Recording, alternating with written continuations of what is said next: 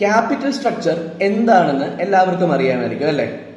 ഈ capital structure ഒരു ഓർഗനൈസേഷന്റെ മാർക്കറ്റ് വാല്യൂ ഡിറ്റർമൈൻ ചെയ്യുന്നതിൽ പങ്കുവഹിക്കുന്നുണ്ടോ പങ്കുവഹിക്കുന്നില്ലേ? ഇതൊരു പ്രധാനപ്പെട്ട ചോദ്യമാണ്. ഇതുമായി ബന്ധപ്പെട്ട് ഒട്ടനേകം തിയറികളുണ്ട്. അതിലേറ്റവും പ്രധാനപ്പെട്ട തിയറിയാണ് മോഡിഗ്ലാനി മില്ലറും മുന്നോട്ടേക്ക് വെച്ച റിലവൻസ് ആൻഡ് ഇറിലവൻസ് തിയറി. രണ്ട് സിറ്റുവേഷൻസിൽ രണ്ട് തിയറികളാണ് ഇവര് രണ്ടുപേരും മുന്നോട്ടേക്ക് വെച്ചത്. ഒന്ന് റിലവൻസ് തിയറിയും മറ്റേത് ഇറിലവൻസ് തിയറി. ഇറിലവൻസ് തിയറി കുറെ അധികം അസംഷൻസിന്റെ ബേസിസിലാണ്. നമ്മളുടെ മാർക്കറ്റിൽ ടാക്സ് ഇല്ല എങ്കിൽ, അതായത് നമുക്ക് ടാക്സ് കൊടുക്കേണ്ട ആവശ്യമില്ല എങ്കിൽ, ഒരു ഓർഗനൈസേഷന്റെ capital structure is irrelevant in determining its market value.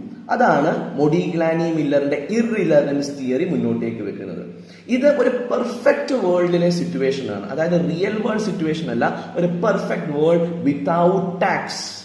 Clear ആണോ? ഇനിയും ഒരു റിയൽ വേൾഡിൽ എങ്ങനെയായിരിക്കും സിറ്റുവേഷൻ വരുന്നത്? അതുമായി ബന്ധപ്പെട്ട് മോഡിഗ്ലാനി മില്ലറിന്റെ പ്രോപ്പർ ആയിട്ടുള്ള തിയറി ഉണ്ട്. ഒരു റിയൽ വേൾഡിൽ, ടാക്സ് ഉള്ള ഒരു വേൾഡിൽ ശരിക്കും capital structure determines an organisations market value.